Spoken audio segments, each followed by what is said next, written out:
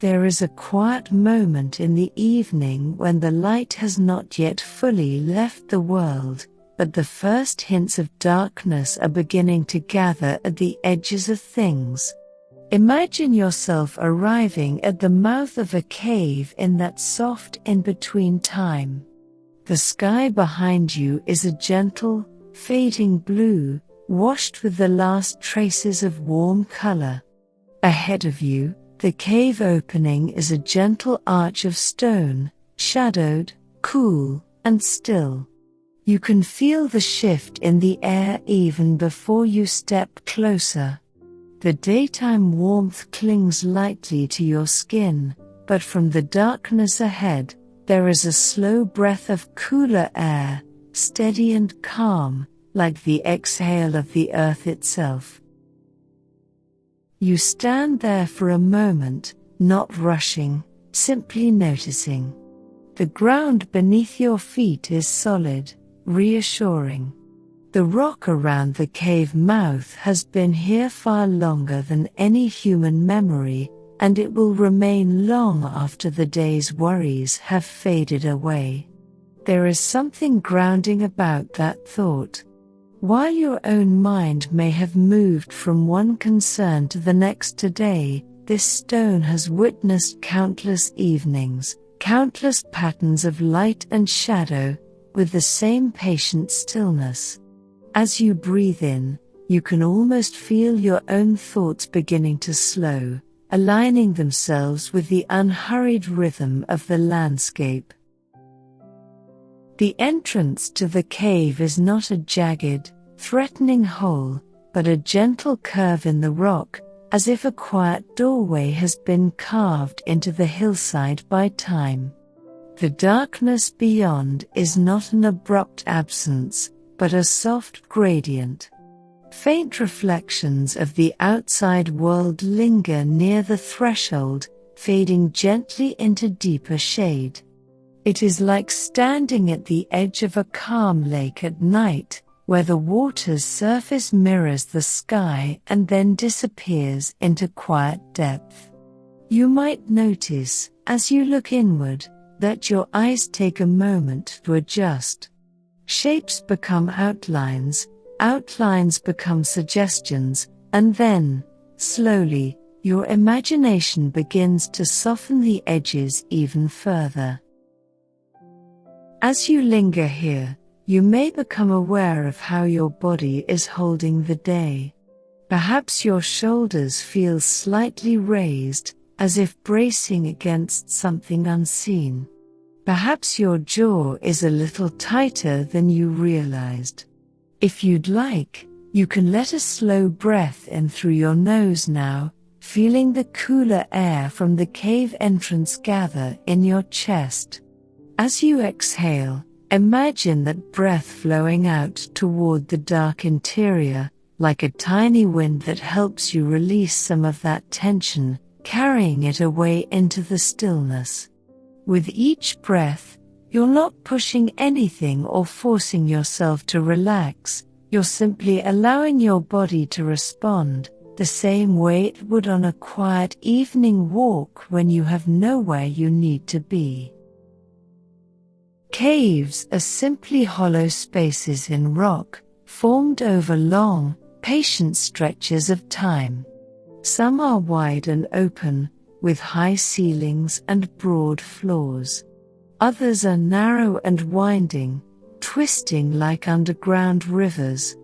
Many begin with entrances just like the one in front of you now, where the outside world and the underground world gently overlap. For most of the day, light reaches inside a short distance, touching the first stones and illuminating patches of moss or ferns that have found a way to grow along the edge. But as the sun sets and the sky darkens, the boundary between light and dark moves slowly backward, step by step, until the interior of the cave becomes its own steady realm of shadow. People often think of darkness as something sudden, a light switched off. But here, in nature, darkness arrives gradually. The colors in the sky dim inch by inch, the shadows thicken, and the details you once saw clearly become hints and then soft impressions. In this way, stepping toward the cave is like stepping into sleep itself. Your mind does not usually drop from bright wakefulness to deep sleep in an instant. Instead, it moves through a gentle corridor of drowsy thoughts and drifting images.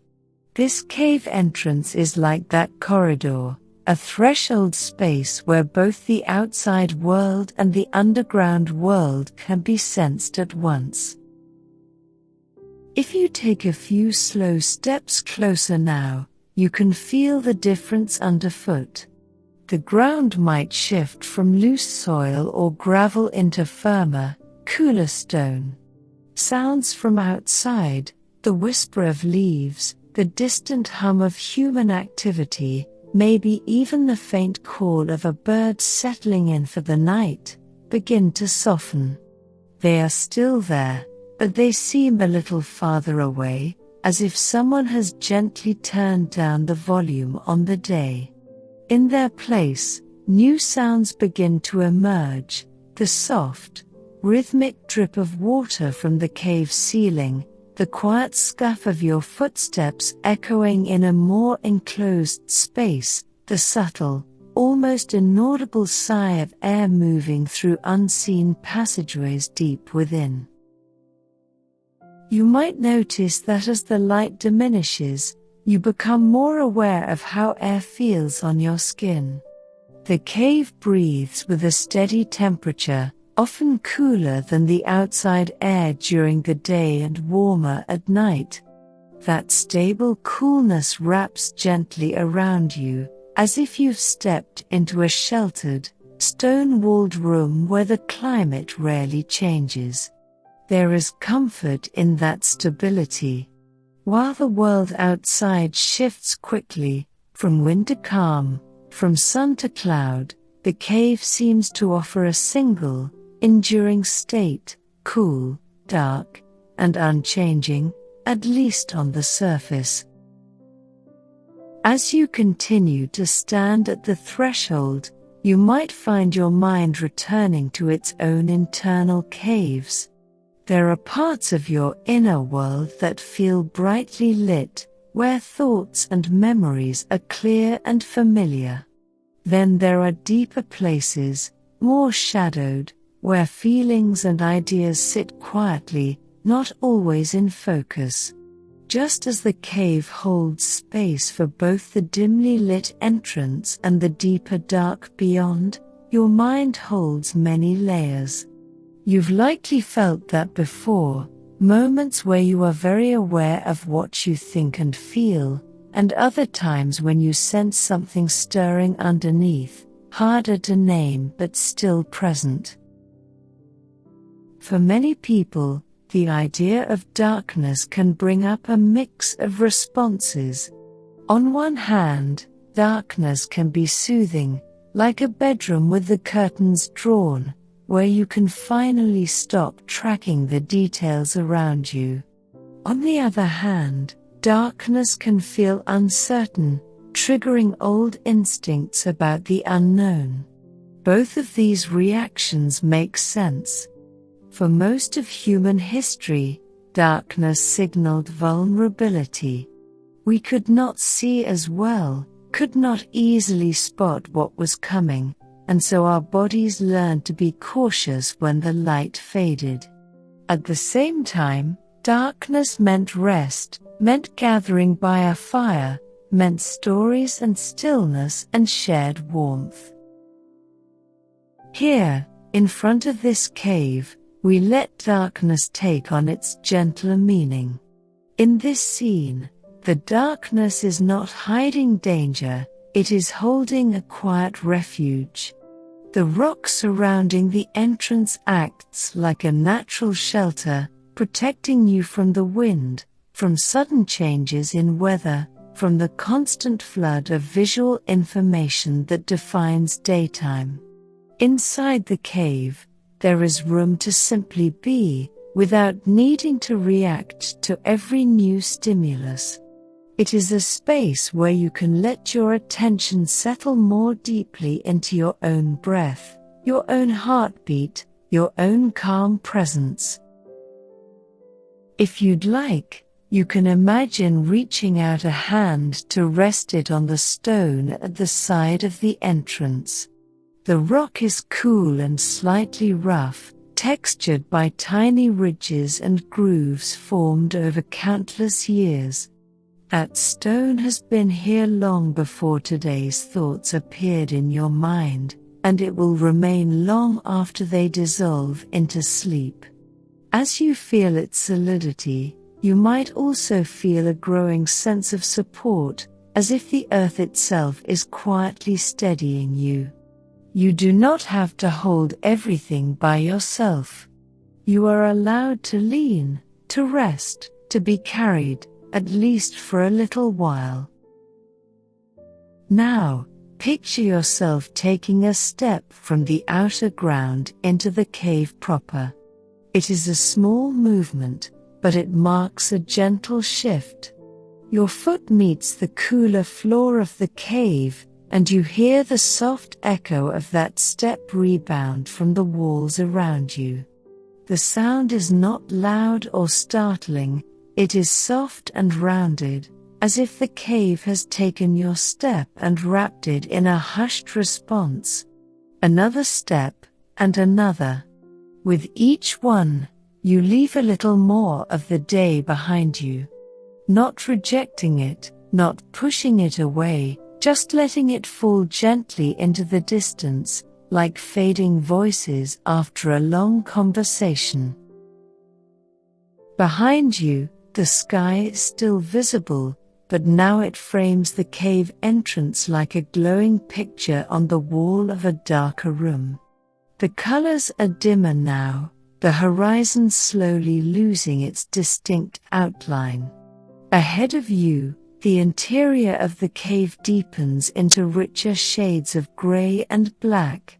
From here, it might feel as if you stand between two worlds, one of open air and broad vistas, another of stone corridors and enclosed spaces. It is a threshold that mirrors another one in your life, the space between waking and sleeping. You are not fully in one or the other, but you are drifting, step by gentle step, toward the quieter side. You might remember times in your own life when you have stood at similar thresholds, not just physically, but emotionally. Maybe you have felt on the edge of a big decision, or at the beginning of a new chapter, or drifting away from an old habit. That in-between feeling, where you are neither fully here nor fully there, can feel strange, but it can also be a place of great possibility. In this cave, that in-between space is softened, made safe. You are not being pushed to decide or act. You are simply being invited to walk slowly inward, to see what calm and rest might be waiting for you in the deeper darkness. As you stand a little further inside now, the entrance behind you becomes smaller in your vision. You can still see it, a gentle frame of lingering light. But you sense that most of your attention is now turned inward, toward the cave's interior. You feel the stable temperature, the faint smell of damp stone, and the delicate sounds of water gathering and falling, echoing quietly through chambers you have not yet seen. You might notice your own breathing joining these sounds, another natural rhythm in an underground symphony. You do not have to go any faster than this. You can stay right here in the entrance chamber if you like, feeling the balance between outside and inside, between light and dark, between activity and rest. When you are ready, you will be able to move deeper, but nothing needs to be forced. In the same way, your mind will move towards sleep at its own pace, guided, but not hurried, by this gentle journey underground. Deeper within this cave system, hidden from the surface, are long corridors and high chambers sculpted by water and time. There are places where the ceiling rises like a stone sky, places where the passage narrows to a comforting closeness, and places where underground rivers still weave their way through the darkness. In the next stretch of this journey, you will drift further inward, exploring how this underground world came to be, and how its slow, patient formation mirrors the quiet shaping of your own inner life. For now, you can take one more slow breath, feel the solidity of the earth beneath you, and let your attention rest on the comforting thought that you are stepping into a realm designed, by nature itself, to be still, cool, and deeply, deeply quiet. As you begin to move further into the cave, the world behind you fades even more. The remaining light at the entrance shrinks to a softer rectangle, and the shapes around you grow darker, but not threatening, just gentler, like a room with the lights slowly dimmed. The floor is mostly even, shaped by countless years of flowing water that smoothed and leveled the stone. Every step you take is supported by rock that has been carved and polished by forces so slow they can barely be imagined. In this way, the cave becomes not just a place you enter, but a record of time itself, written in curves and hollows, pillars and ridges, all around you. Caves like this are born through the patient work of water and geological change. Rain falls on the surface, seeps into the ground, and gathers in underground channels. Over thousands and sometimes millions of years, slightly acidic water weaves through cracks in the rock, dissolving tiny amounts of minerals as it moves. At first, the spaces it creates are small, narrow fissures, tiny pockets, winding veins. But as time passes and water continues to flow, these small spaces widen. Channels become tunnels. Tunnels connect to form passages. Passages meet to form chambers. The result is a hidden architecture, an underground world that mirrors the branching complexity of roots and rivers. As you walk, imagine this history unfolding in slow motion. Picture a single drop of water forming on the ceiling above you, gathering mineral-rich moisture from the rock, and then falling to the floor below. It joins other drops, one after another, year after year. Each droplet carries with it a tiny trace of dissolved stone. When the water evaporates, that trace of mineral remains, left behind in a thin film that, over time, builds a delicate structure. This is how stalactites and stalagmites grow. Stalactites hanging from the ceiling like stone icicles, stalagmites rising from the floor like frozen pillars of slow motion. They do not hurry. They do not force themselves to grow.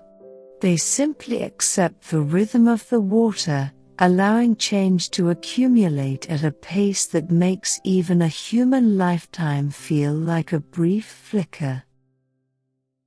You might imagine reaching out in your mind and tracing the contour of such a formation. The surface can be smooth or delicately rippled, like wax that has dripped and cooled. Some formations meet in the middle, forming solid columns that stretch from floor to ceiling, knitting the chamber together. Others remain separate, still slowly reaching for one another through centuries of patient growth. The beauty of these forms lies not just in their shapes, but in what they represent, the visible result of tiny, almost imperceptible actions repeated over and over again. In your own life, you've experienced something similar. Small, daily habits and repeated thoughts quietly shape your inner landscape, even when you're not paying attention. Just as droplets of water carve out passageways and build up pillars, your routines and experiences carve grooves in your mind. Over time, they influence the paths your thoughts take, the ways you respond to stress, and the stories you tell yourself about who you are. This is part of what we might call your underground psychology, the deeper patterns and currents that move beneath the surface of your conscious awareness. Walking deeper into the cave, you are walking through a living metaphor for that inner shaping. The walls around you bear the traces of countless small events. You might see places where water once rushed harder, leaving behind fluted ridges. Other spots may be smooth and gently curved, sculpted by a slow, steady trickle. There may be side passages that branch off and then narrow, eventually closing in on themselves, like old thought patterns that once seemed promising but gradually faded away. And there may be grand halls that open up unexpectedly, sudden expansions of space that feel as if the cave itself is taking a slow, deep breath. Your footsteps are steady now, unhurried. The air remains cool and consistent. The outside world feels far away, like a story you read earlier in the day that is already beginning to fade from memory. Here, underground, the measure of time is different. Everything moves at a pace that invites you to let go of urgency. Instead of seconds and minutes, you can think in terms of seasons, ages, and slow, continuous change. This shift in time scale has a quieting effect on the mind. The worries and tasks that occupied you earlier today were likely urgent in their context, demanding attention and quick decisions. But down here, those same concerns may feel lighter, as if they belong to a faster, more restless surface world that does not fully reach this stillness. If you listen closely, you can hear the cave's ongoing conversation with water. Somewhere in the distance, a faint stream murmurs along its path, weaving through hidden channels and pooling in unseen basins. Closer by, individual droplets fall from the ceiling at uneven but steady intervals, each one landing with a soft plink that echoes gently in the enclosed space. These sounds are not random noise. They are part of a rhythm, a natural metronome that keeps time for the cave's evolution. You can let your own breathing settle into a similar rhythm, slow, even, and unforced, like a gentle tide rising and falling within you. Bring your attention briefly to your chest. Notice the way it expands as you breathe in, as if you are filling a hidden chamber with fresh air. Then notice the way it softens and falls as you breathe out, as if that same chamber is releasing its contents back into the stillness around you. There is no need to deepen your breath or control it. Simply becoming aware of this quiet movement can be enough.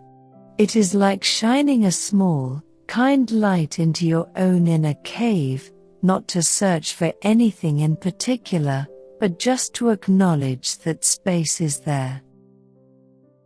Overhead, the ceiling of the passage rises and falls. In some stretches, the rock arches above you like the inside of a vast stone wave. In others, it dips closer, making the space feel more intimate and protected. The walls might be marked by bands of different colors, each stripe representing a different era of sediment, a different ancient environment encoded in mineral layers. In this way, the cave holds the memory of changing worlds, oceans that rose and fell, climates that warmed and cooled, forests that grew and receded. All of that history is compacted into the stone around you, present but silent, like old emotions that have long since settled, no longer sharp or overwhelming, just part of the background of who you are. You may find it comforting to think of your own experiences in a similar way. Some events in your life felt intense when they happened, like sudden floods or abrupt collapses. Over time, though, they settled into layers, becoming part of a larger pattern. They may still be visible in places, like a line of color in the rock, but they no longer define the entire landscape. Instead, they contribute to the overall shape and stability of your inner world.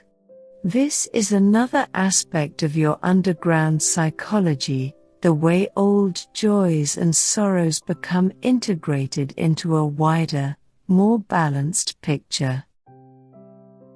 As you move deeper, the passage you follow widens into a broader chamber. The air feels just a touch more spacious. The echoes of your steps spread out and return more softly. If you were to stand still in the center for a moment, you might feel as though you are at the heart of a quiet underground cathedral, built not by human hands but by countless years of natural design.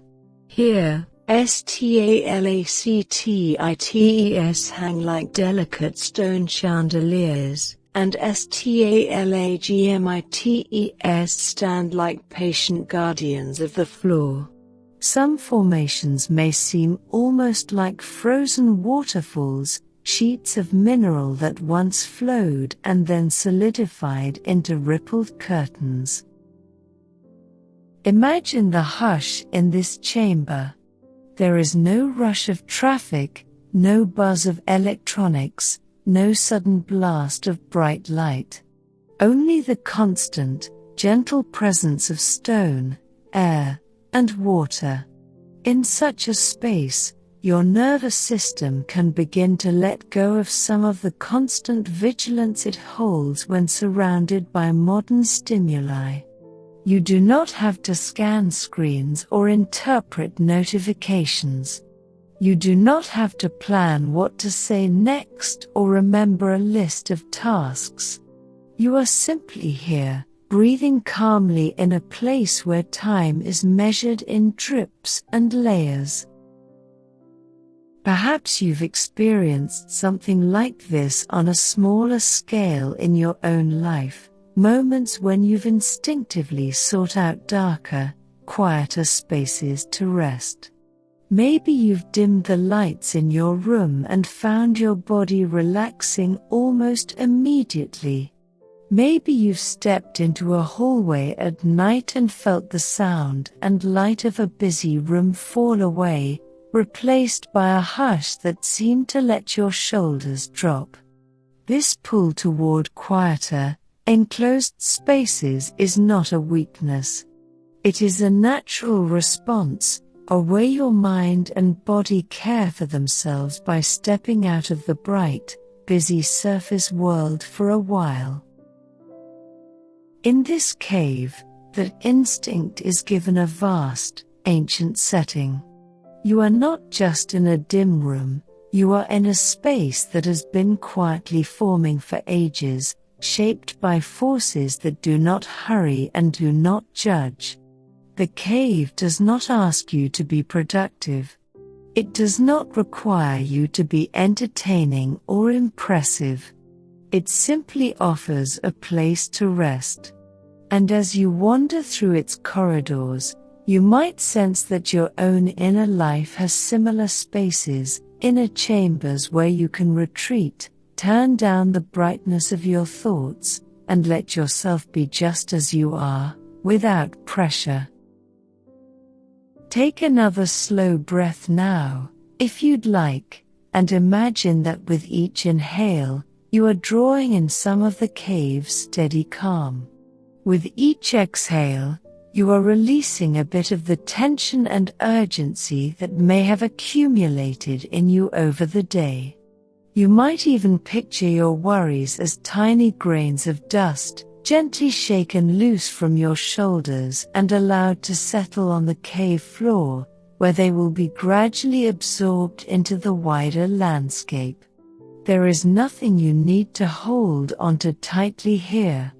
The rock around you has more than enough strength to carry whatever you choose to set down. In the far distance, beyond this chamber, there are tunnels that plunge into deeper darkness. There are narrow passages that barely admit a person and wide halls large enough to hold whole echoes of song. There might be underground lakes with perfectly still surfaces, reflecting the ceiling like a hidden sky.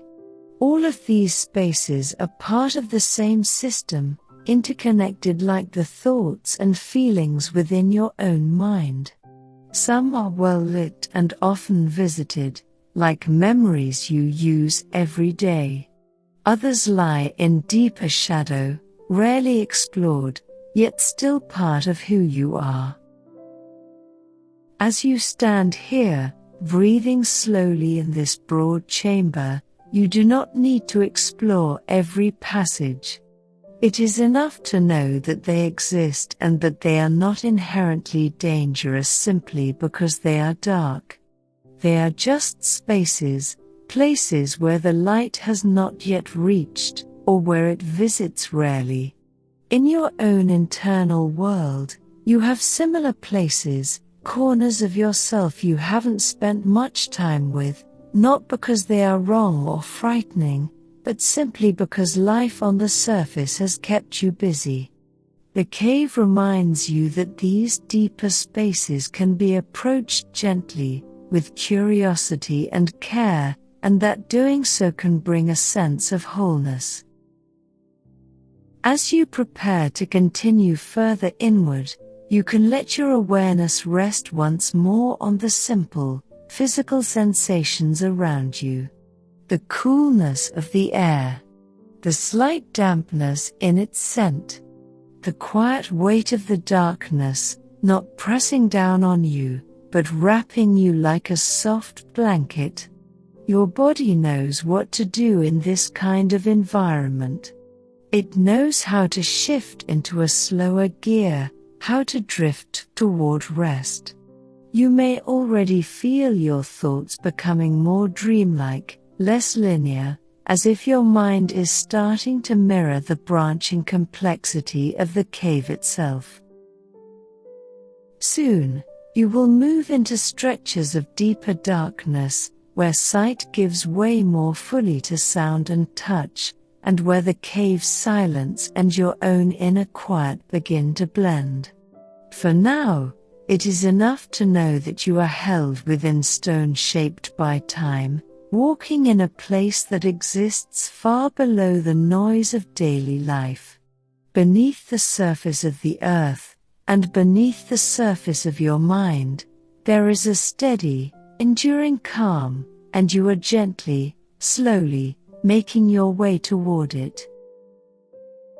Deeper in the cave, the last traces of outside light eventually disappear.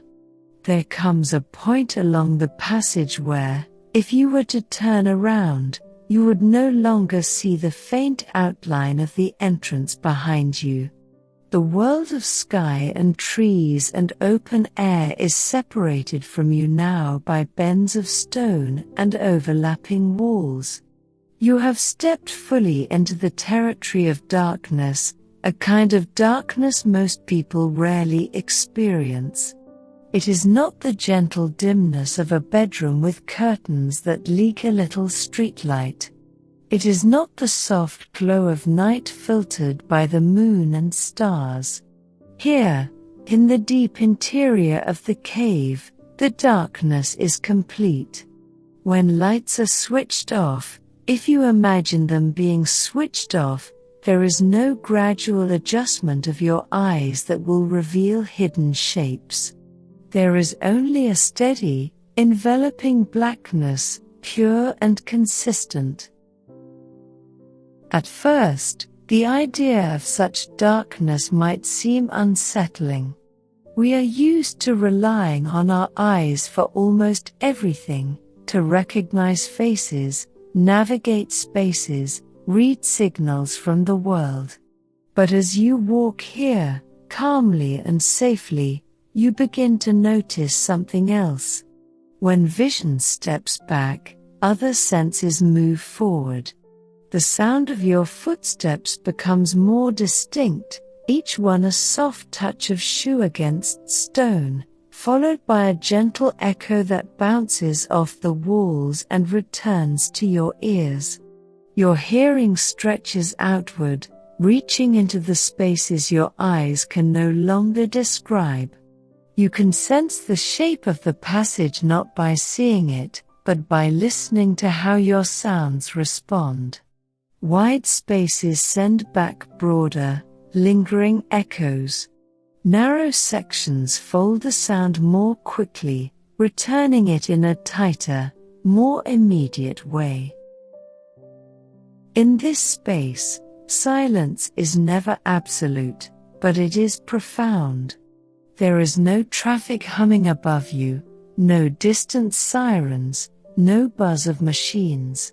The sounds that exist here are few and simple, the patient drip of water, the occasional rustle of a small stone shifting, perhaps the faint murmur of an underground stream if one flows nearby. Your own body's rhythms, so often drowned in surface noise, rise to the foreground. You may imagine hearing your breath as it enters and leaves your nose, a soft, steady rushing.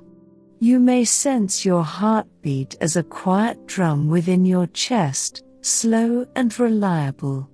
These sounds have always been with you, but in the cave's darkness, they feel more noticeable, as if the underground has gently turned up the volume on your inner life. In your everyday environment, your mind is constantly processing visual information. Even when you do not realize it, your eyes are scanning, orienting, and measuring. The brightness of screens, the movement of people, the shifting colors and shapes around you all ask for attention. That constant input can be tiring, even if you're used to it. Here, in total darkness, that stream of information is paused. There is nowhere for your gaze to land, nothing to interpret, no brightness or contrast to analyze.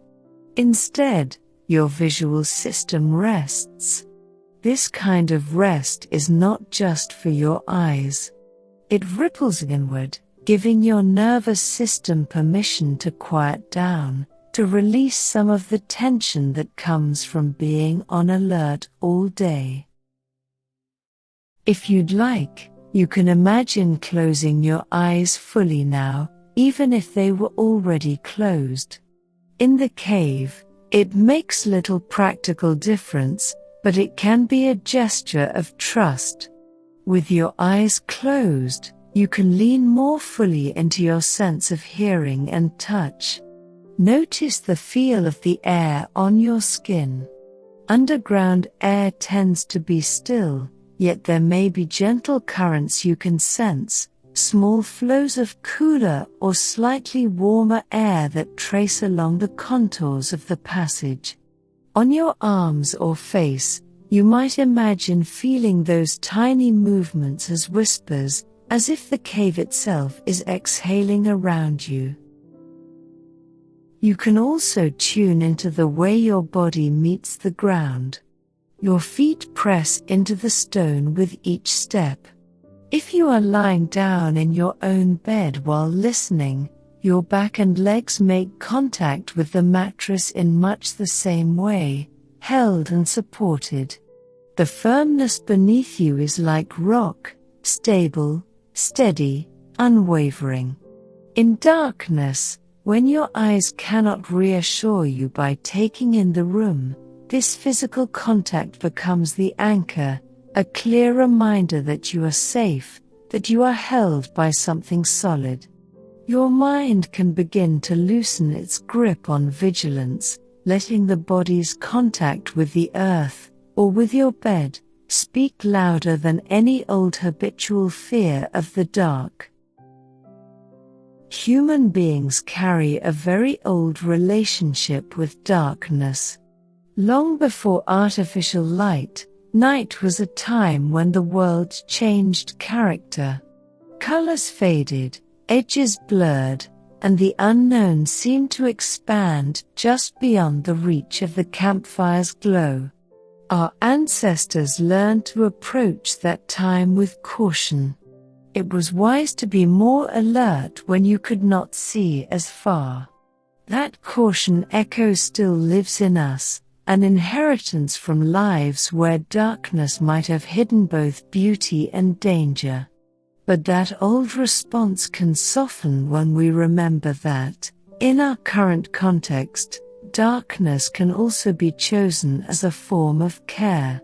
When you deliberately turn off lights in your room, when you close your eyes to rest, you are creating your own small version of this cave, a controlled, safe environment where reduced stimulation becomes an invitation to recover. Here in the deep parts of the cave, the darkness is like a thick blanket that covers every surface equally. It does not single out one spot to conceal while leaving others exposed. It is everywhere, gentle and impartial. There is something comforting in that uniformity. You are not watched or evaluated here. Your shape, your posture, your expression, none of that matters in this space. The cave does not react to your appearance or your performance. It offers you anonymity, a chance to be simply a presence among rock and air, unobserved and unjudged. For many people, that sense of invisibility can be liberating, especially in a world where we are often seen, often recorded, and often self-conscious. In your own internal landscape, there are times when you might long for this kind of darkness, a psychological space where you do not have to perform or explain yourself, where you can let your thoughts drift without needing to present them neatly to others. This is part of underground psychology, acknowledging the value of withdrawing, not in a way that cuts you off forever, but in a way that allows you to reset, to rest, and to recharge. Just as the cave shelters its quiet pools and silent stone, you can hold a private inner place for yourself, a mental cave where you step away from the brightness of external expectations for a while. If you listen now, you might imagine the specific sounds of this deeper region. There might be a drop of water that forms slowly on a stalactite, gathering weight over seconds or minutes until it finally falls, landing in a small underground pool with a delicate, bell-like note. The echo spreads out, touches the walls and fades. Another drop forms, patient and unhurried. This cycle continues whether anyone is there to hear it or not. It is a quiet rhythm of the cave, a kind of slow heartbeat of stone and water. If you like, you can match your own breathing to this imagined rhythm, inhaling as the drop grows and suspends, exhaling as it falls and the sound dissolves into the stillness. In such darkness, your mind might begin to generate images of its own. This is natural. When external sights are removed, the inner world often steps forward. Thoughts may drift through like shadows, memories may appear briefly and then fade, and fragments of dreams may begin to rise even before sleep fully arrives.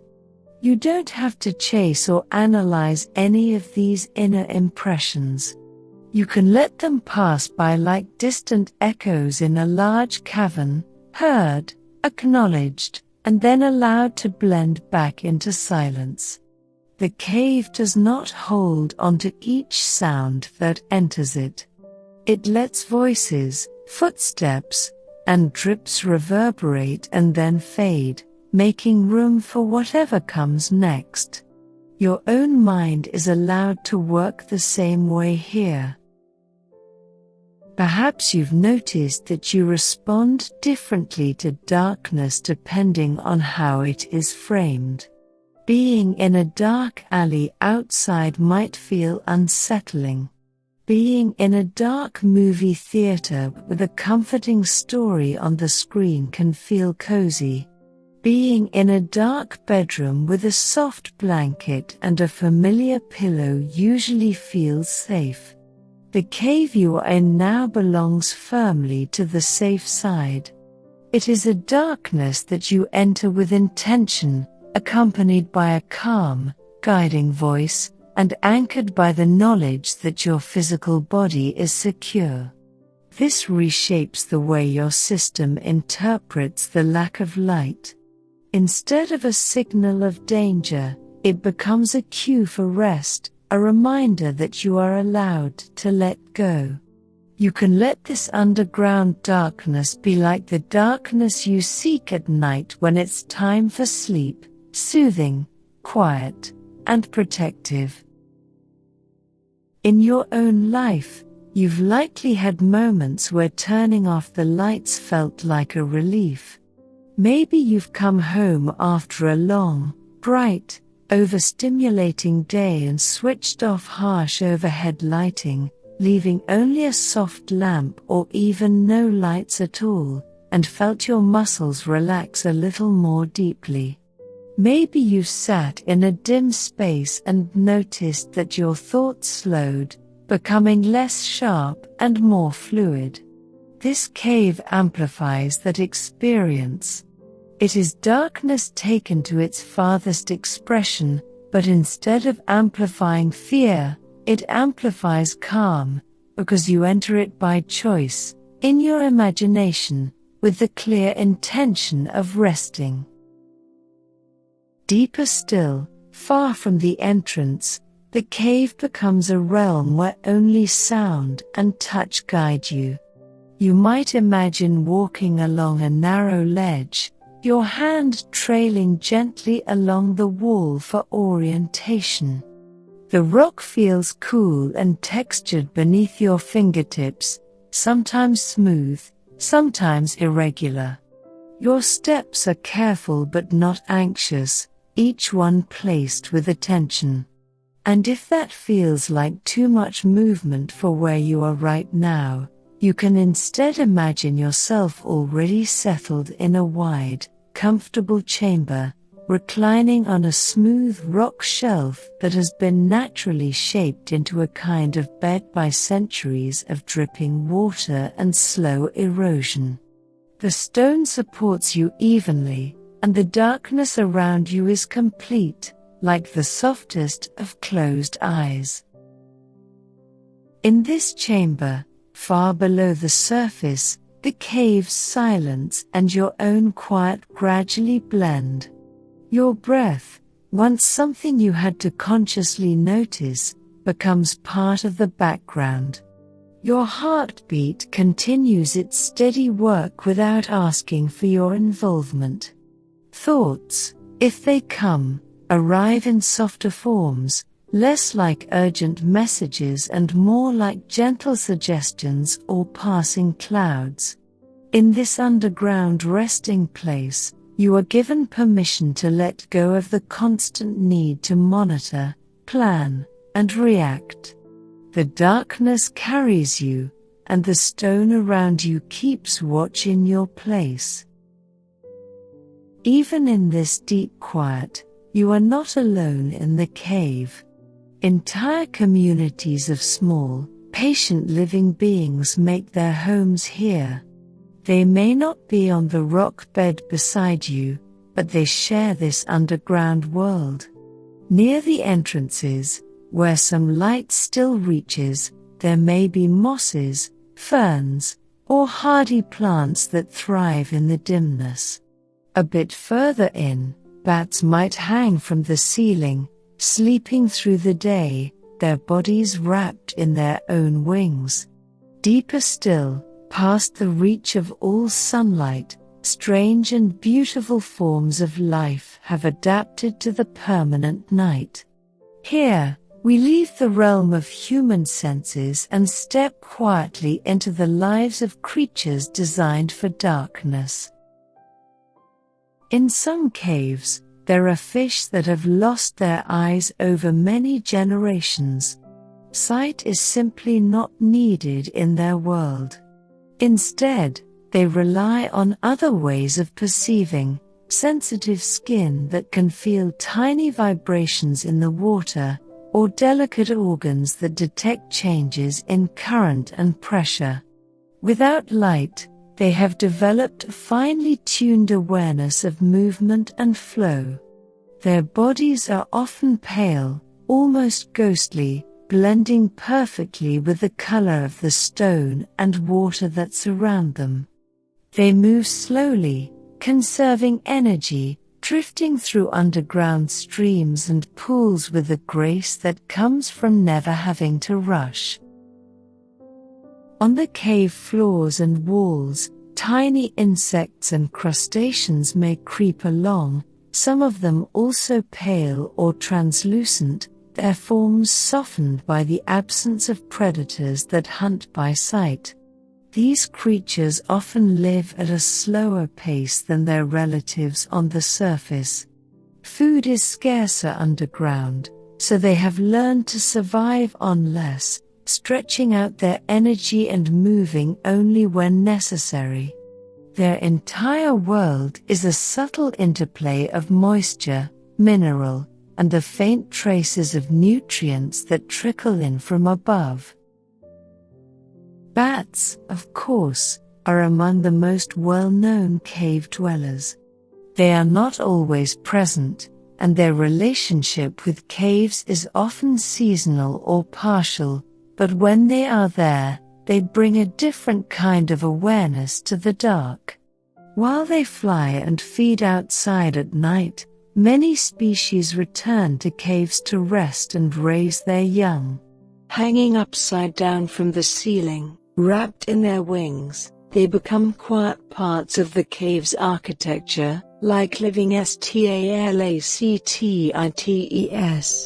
Bats navigate by sending out high-pitched sounds and listening for the echoes that bounce back, an elegant example of turning sound into sight.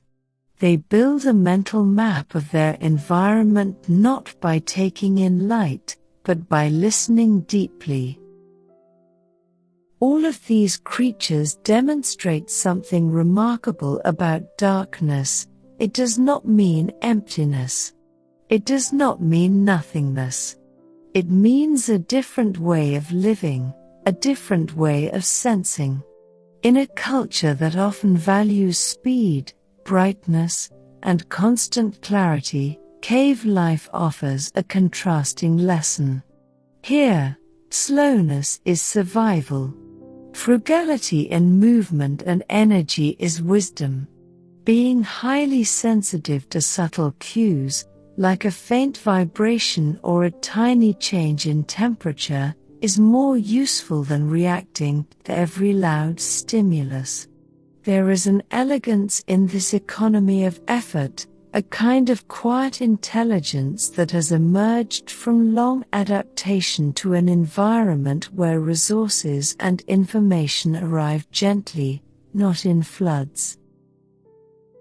You may find resonance with this if you've ever felt overwhelmed by the pace and noise of daily life. The surface world asks for a lot: quick responses, constant availability, rapid adaptation to changing information. It can feel like standing under a bright, flickering light that never turns off. The cave, and the creatures within it, remind you that there is another mode. There is a way of existing that is slower, more deliberate, more attuned to small details than to loud demands. In your own underground psychology, you might recognize a part of yourself that longs for that mode, a part that appreciates long stretches of quiet, unhurried reflection, and gently repeating routines. Notice how, in your imagination, simply being aware of these cave-adapted lives changes the feeling of the darkness around you. Instead of being an empty void, it becomes a gentle, shared home.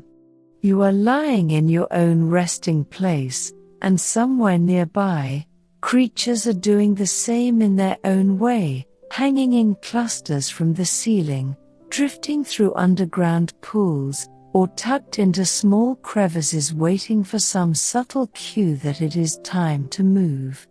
Everyone down here, in this dreamt cave, is conserving energy, using only what is needed, and allowing the surrounding stone to provide safety and stability.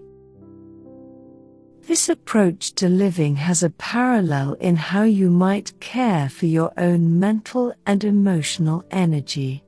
There are times for activity and exploration, times when you do need to move quickly or brightly.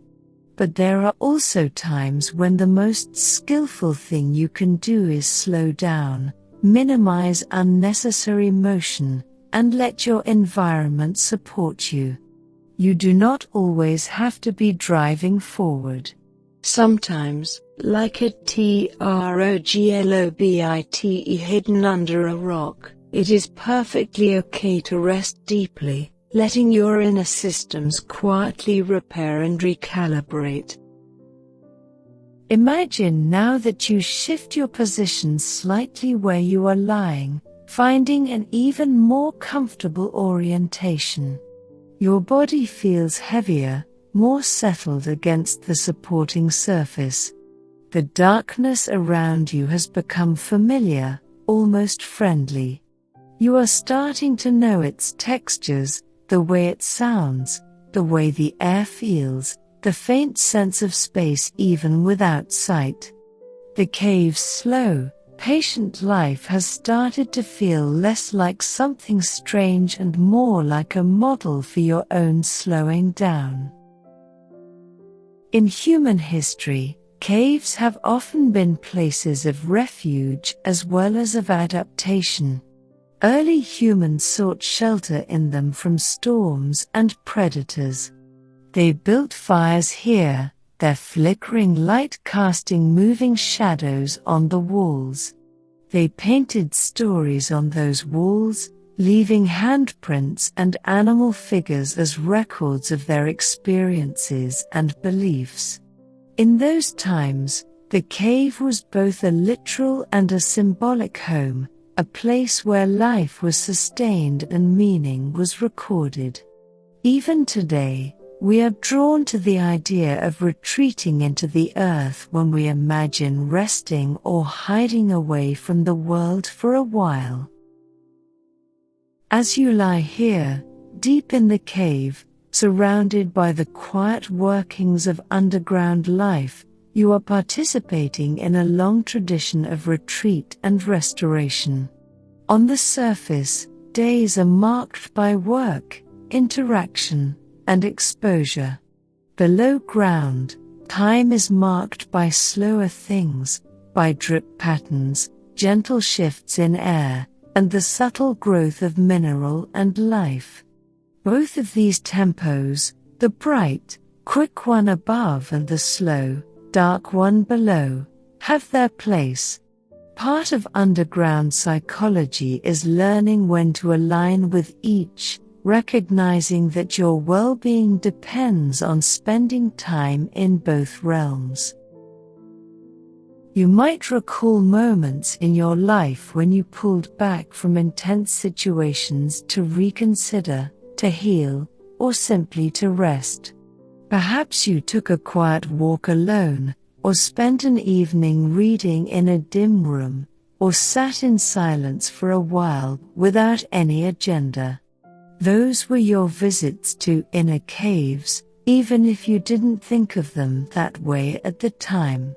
In those moments, you were doing exactly what the cave teaches, stepping into a gently darkened space where you can listen more closely to your own needs, adjusting your pace to something more sustainable.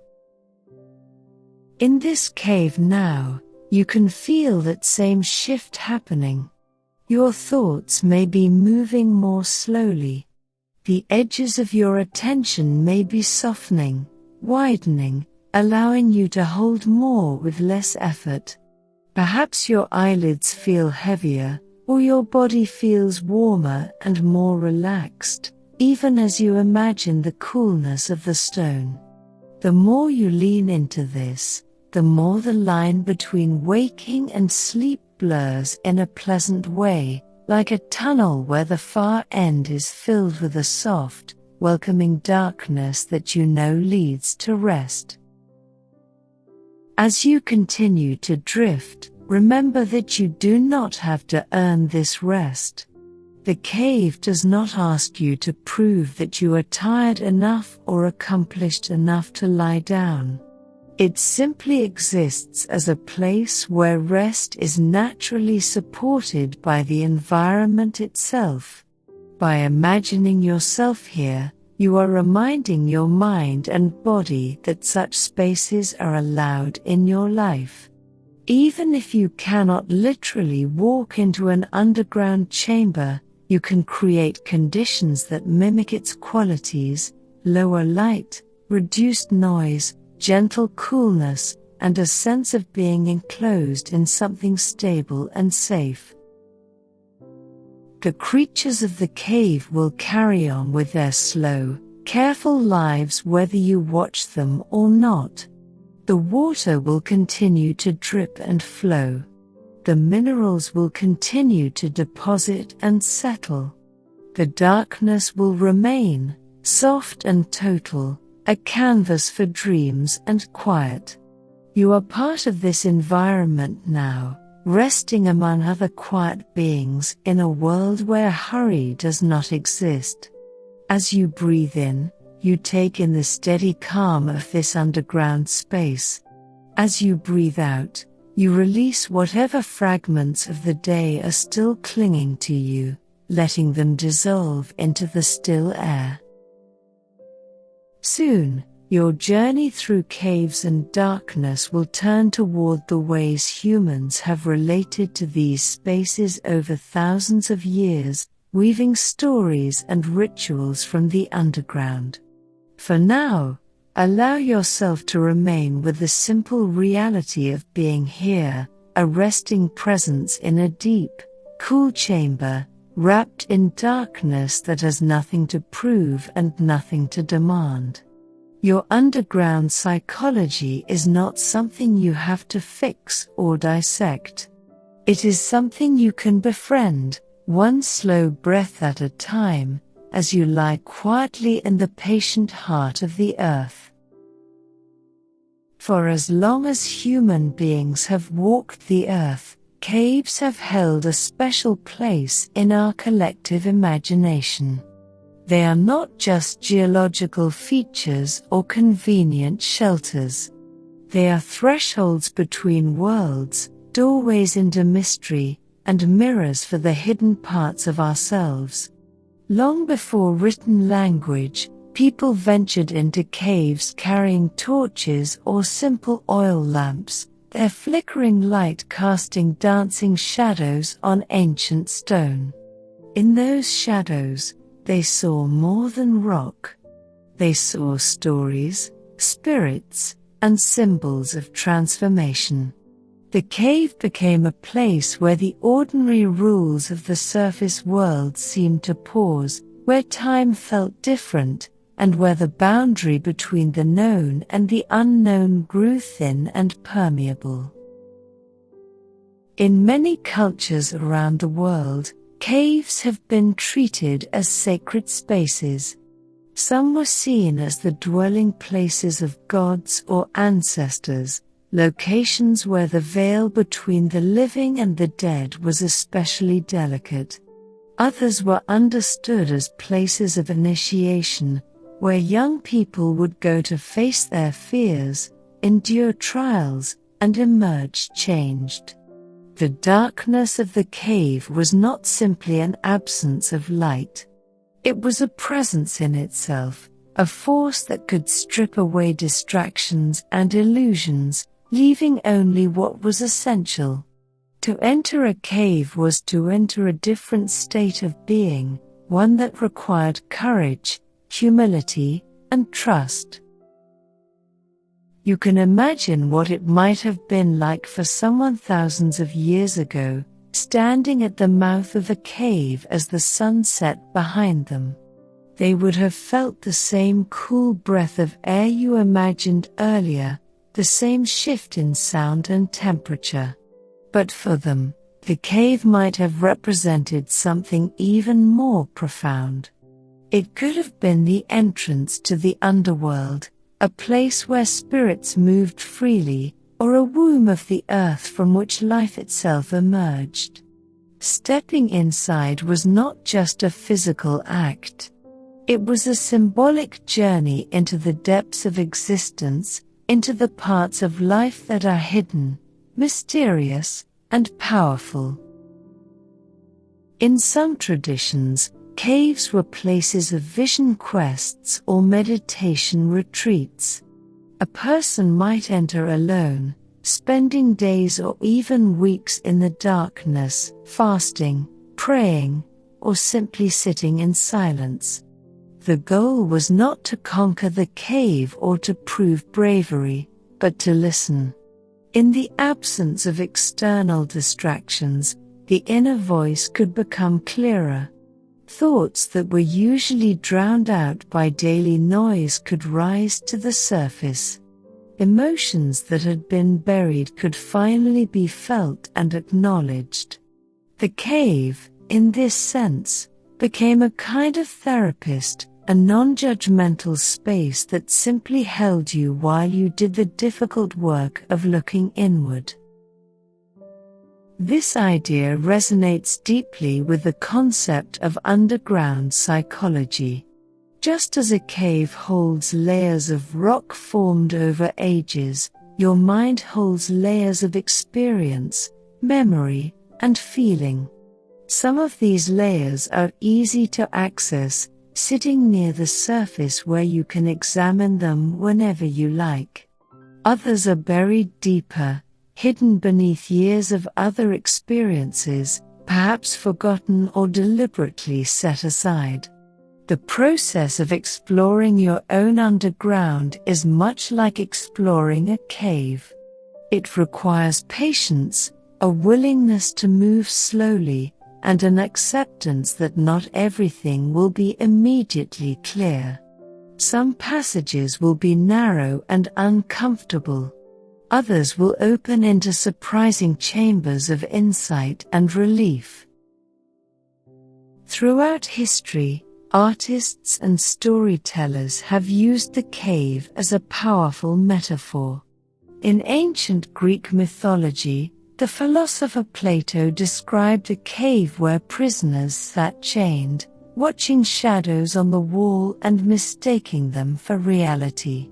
The journey out of the cave, into the light of true understanding, was presented as the path of enlightenment. In many folk tales and legends, heroes descend into caves to face monsters, retrieve treasures, or rescue loved ones. The cave is the place of trial, the dark night of the soul, the necessary descent before the triumphant return. These stories are not just entertainment. They are maps of the human psyche, showing us that growth often requires us to go down before we can rise, to face darkness before we can fully appreciate light. Even in more recent times, caves continued to capture our imagination. Explorers and spelunkeers venture into unmapped cave systems, driven by curiosity and the thrill of discovery. Scientists study caves to learn about geology, biology, and climate history. Tourists visit famous caverns, marveling at the natural beauty of formations that took millennia to create. And in quieter, more personal ways, people still seek out cave-like spaces when they need to retreat. A quiet room with the door closed, a corner of a library, a parked car in a dim garage, these are modern caves, small pockets of darkness and solitude where we can step away from the demands of the world for a moment. As you rest here now, deep in your imagined cave, you are part of this long lineage of people who have turned to the underground for refuge, reflection, and renewal. You are not running away from life. You are doing what humans have always done when they needed to reconnect with something deeper. You are allowing yourself to be held by the earth, to be wrapped in darkness, and to listen to the quieter voices within you that are so often drowned out by the noise above. In some cave systems, ancient peoples left behind remarkable works of art. On the walls of caves in France, Spain, and other parts of the world, you can find paintings of animals, bison, horses, deer, and lions, rendered in ochre, charcoal, and other natural pigments. These images are tens of thousands of years old, yet they still carry a sense of life and movement. The artists who created them worked by the light of small fires or torches, their shadows flickering as they painted. They chose to make their art not in the open air, but deep within the earth, in chambers that required effort and intention to reach. Why did they do this? Scholars have many theories. Perhaps the caves were sacred galleries, places where rituals were performed to ensure successful hunts or to honor the spirits of animals. Perhaps the act of painting in the dark was itself a form of meditation or prayer, a way of connecting with forces beyond the everyday. Or perhaps the cave, with its enclosed, womb-like quality, was seen as the perfect place to bring images to life, to give form to the invisible energies that moved through the world. Whatever the reason, these ancient artists understood something important, that darkness is not empty. It is full of potential. It is a space where imagination can flourish, where inner visions can be projected outward, and where meaning can be created. You carry this same creative potential within you. In the darker, quieter parts of your mind, there are images, ideas, and feelings waiting to be acknowledged. They do not need to be forced into the harsh light of constant analysis. Sometimes, they simply need to be allowed to exist, to be noticed gently, the way you might notice a painting on a cave wall by the soft glow of a candle. Your underground psychology is not a problem to be solved. It is a landscape to be explored with curiosity and respect, a place where you can discover parts of yourself that have been waiting patiently in the shadows. In many spiritual traditions, the journey into darkness is seen as a necessary stage of growth. It is often called by different names: the dark night of the soul, the descent into the underworld, the time of trial, but the structure is similar. There is a period when the old certainties fall away, when you feel lost or uncertain, when the path forward is not clear. This can be frightening, but it is also where transformation happens. In the darkness, you are forced to rely on senses other than sight. You learn to trust your intuition, to feel your way forward, to listen more carefully. And when you eventually emerge, you are not the same person who entered. You carry with you a deeper understanding, a greater resilience, and a more compassionate relationship with your own complexity. The cave you are resting in now can represent that transformative space. It is not a place of punishment or abandonment. It is a place of gestation, where new versions of yourself can quietly form. Just as a seed must be buried in the dark soil before it can sprout, and just as a caterpillar must enclose itself in darkness before it can become a butterfly, you too are allowed to have times when you withdraw, when you rest in the dark, and when you trust that something valuable is happening even if you cannot see it yet. As you lie here, breathing slowly, you might imagine the walls of the cave around you covered in faint, ancient markings.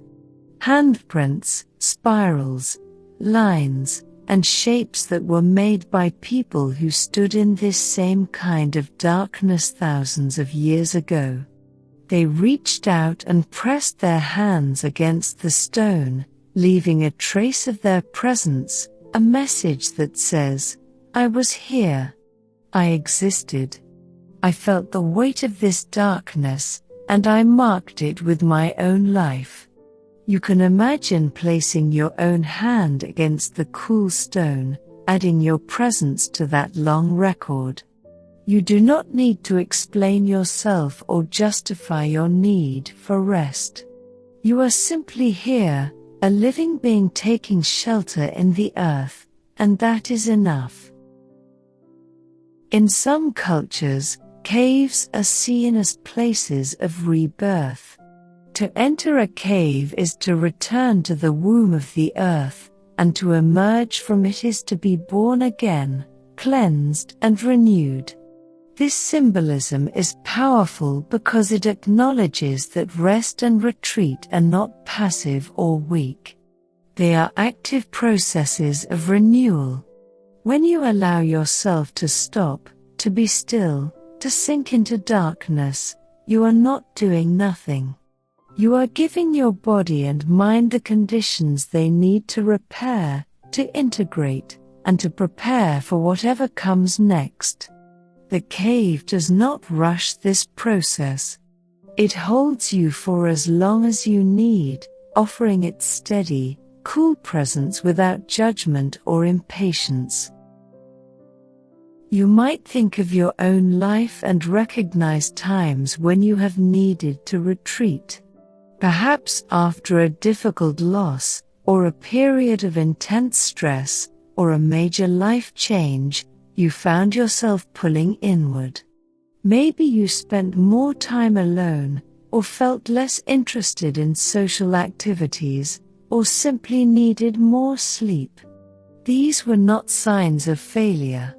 They were signs that your system was wisely creating its own cave, its own protected space where healing could happen. In a culture that often values constant productivity and visibility, it can be hard to honor these needs. But the cave reminds you that withdrawal is natural, that darkness is restorative, and that you are allowed to take the time you need. As you continue to rest here, deep in the earth, you can let your awareness expand to include the entire cave system around you. There are passages you have walked through, chambers you have paused in, and countless other tunnels and rooms you have not yet seen. Some of them are vast and echoing. Others are small and intimate. Some are filled with the sound of water. Others are perfectly silent. All of them are part of the same interconnected whole, just as all the different parts of your inner life are connected, even when they feel separate. In your underground psychology, there are bright, well-lit areas where you feel confident and clear. There are also shadowy corners where uncertainty lives, where old fears or unresolved feelings quietly wait. The cave teaches you that you do not have to illuminate every corner all at once. You do not have to map every passage or understand every formation. It is enough to know that they are there, that they are part of you, and that you can visit them gently, one at a time, when you are ready. The darkness is not your enemy. It is simply the natural state of the places you have not yet explored, and it will wait patiently until you choose to bring your attention there. For now, though, there is no need to explore further. You have traveled deep enough. You have moved from the twilight entrance, through the sculpted corridors, into the profound darkness, and past the quiet lives of cave-dwelling creatures. You have walked through human stories and symbols, and you have arrived at a place of deep rest. This is the heart of the cave, the innermost chamber, and it is also the heart of your own capacity for stillness. Here, you can simply be, without needing to do or become anything else. Imagine that the stone beneath you has warmed slightly from the heat of your body, creating a small pocket of comfort in the cool underground. Your breath is slow and even, barely disturbing the still air. Your heartbeat is a quiet rhythm, steady and reliable, like the drip of water that has been falling in this cave for thousands of years.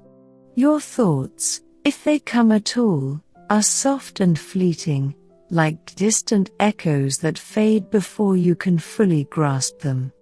You are drifting now, suspended between waking and sleep, held safely in the darkness. In this state, your mind begins to do the work it does best when left undisturbed. It sorts through the experiences of the day, filing away what is useful and letting go of what is not. It makes connections between ideas that seemed unrelated. It processes emotions that you did not have time to fully feel when they first arose. All of this happens quietly, beneath the surface of your awareness, like the slow geological processes that shape the cave itself. You do not have to direct or control any of it. You simply have to allow it, trusting that your system knows what it needs to do. As you sink deeper into rest, you might notice that the boundary between yourself and the cave is becoming less distinct. You are not just in the cave. You are part of it. Your breath is the cave's breath. Your stillness is the cave's stillness. The darkness around you is the same darkness that fills your closed eyes, and the coolness of the stone is the same coolness that your body seeks when it is ready to sleep. There is no separation, no need to maintain a clear sense of where you end and the world begins. You can let that boundary soften and dissolve, allowing yourself to merge with the quiet, ancient presence of the earth. This is one of the gifts of deep rest, the temporary release of the self. For most of your waking life, you are aware of yourself as a distinct individual, separate from others and from your environment. You have to be. It is how you navigate the world, make decisions, and protect yourself. But in sleep, and in the moments just before sleep, that separateness can relax. You can experience a kind of unity, a sense of being held within something much larger and older than yourself. The cave, with its timeless stone and patient darkness, offers a perfect setting for this experience. It reminds you that you are not alone, that you are part of a vast, interconnected system, and that you are always, always supported. If any tension remains in your body, you can imagine it now as a small stream of water, trickling gently out of you and into the stone below. The stone absorbs it without effort, taking it into its deep, stable structure where it can be held and transformed. Your shoulders, your jaw, your hands, any place where you might still be holding on, can release now, letting the cave carry the weight for you. You do not have to hold yourself together. The earth is doing that for you, as it has done for every living thing that has ever rested upon it. In the silence of this deep chamber, you might hear, very faintly, the sound of your own breath. It is soft and rhythmic, a gentle tide that rises and falls without effort.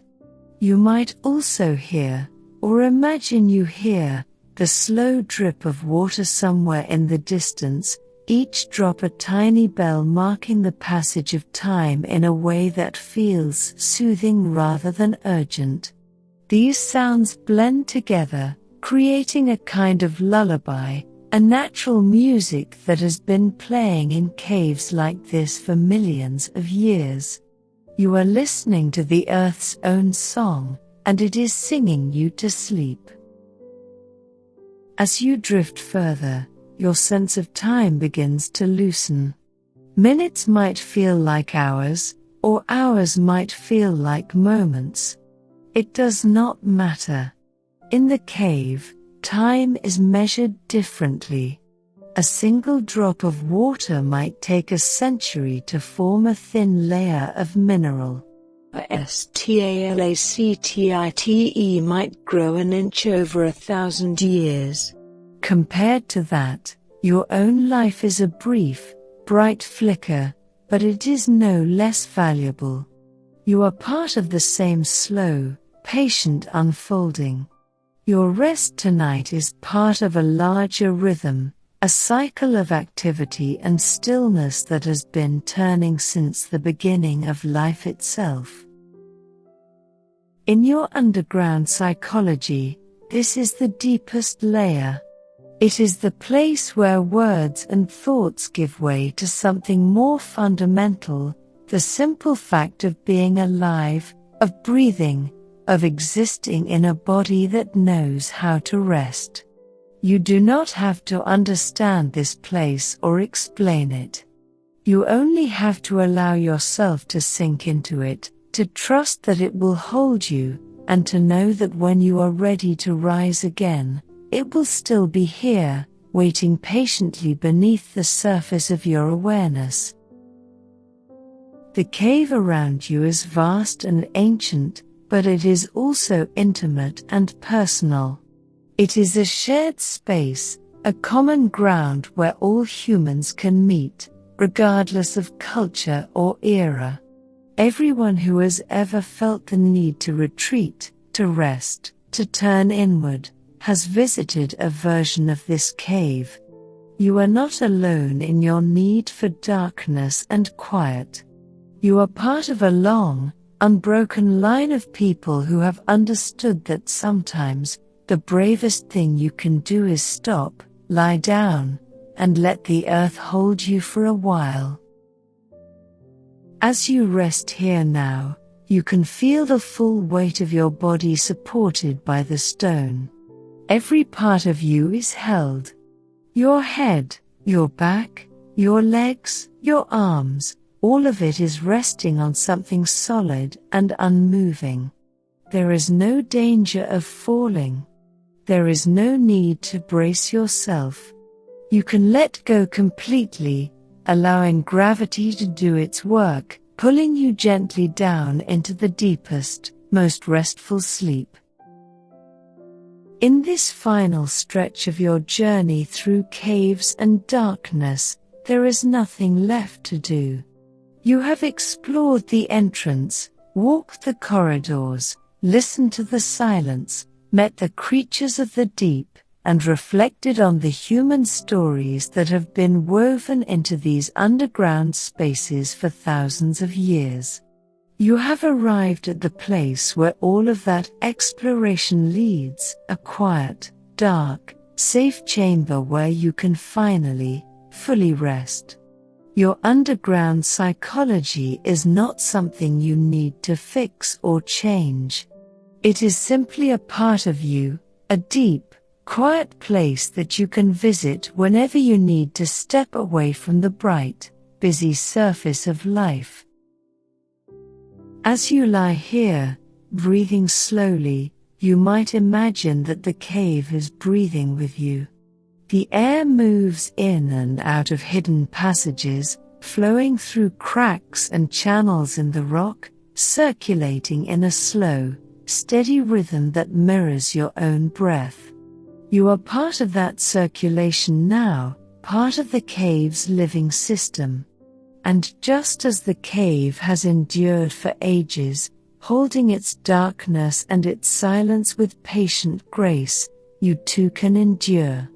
You too can hold your own complexity, your own shadows, your own need for rest, with the same kind of patience and acceptance. The darkness around you is complete, but it is not empty. It is full of potential, full of quiet life, full of the slow, steady work of the earth. It is a darkness that does not threaten or diminish you. It is a darkness that holds you, that wraps around you like a soft blanket, that invites you to let go of the day and sink into the deep, restorative rest that your body and mind are craving. You are safe here. You are held here. You are allowed to rest here for as long as you need. As your awareness continues to soften and fade, you might notice that your thoughts are becoming less like thoughts and more like dreams. Images drift by without clear meaning. Sounds blend into a gentle hum. The boundary between sleeping and waking becomes so thin that you can no longer tell which side you are on, and it does not matter.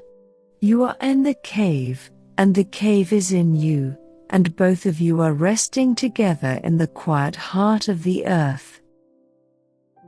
If you are still listening to these words, you can let them fade now into the background, becoming just another part of the cave's gentle soundscape. They are here to guide you, but they do not need your attention anymore. You can let them wash over you like the sound of distant water, present but not demanding, soothing but not intrusive. Your mind knows what to do now. It knows how to let go, how to drift, how to sink into the deep, dark, restful place where sleep lives. Before you go completely, you might take one last slow breath, feeling the cool air fill your lungs, and then release it, letting it carry away any last traces of tension or worry. As you exhale, imagine that breath dissolving into the darkness, becoming part of the cave's still air, and know that you have done enough. You have traveled far enough. You have explored deeply enough. Now, it is time to rest.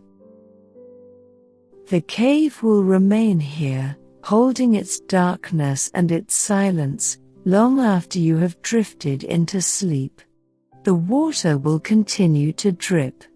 The stone will continue to stand. The creatures will continue their slow, patient lives. And you, resting in the heart of this underground world, will be held and supported through the night, wrapped in the earth's oldest and gentlest embrace. You are safe. You are still. You are home. If you found this journey helpful, if these caves and this darkness brought you some measure of peace, you are welcome to return whenever you need to. You can like this video, subscribe to the channel, and know that there will always be a quiet place waiting for you here, a refuge from the bright, busy world, a space where you can rest and restore yourself. But for now, there is nothing more to do. Simply let yourself drift, let yourself fall, let yourself sink into the deep, dark, beautiful silence of sleep. The cave holds you. The darkness wraps around you. The earth supports you. And in this moment, in this quiet, timeless space, you are exactly where you need to be. Rest now. Sleep now. Let the underground carry you through the night, and trust that when you wake, you will rise renewed, carrying with you the quiet strength of stone, the patient wisdom of darkness, and the deep, enduring calm of the earth itself.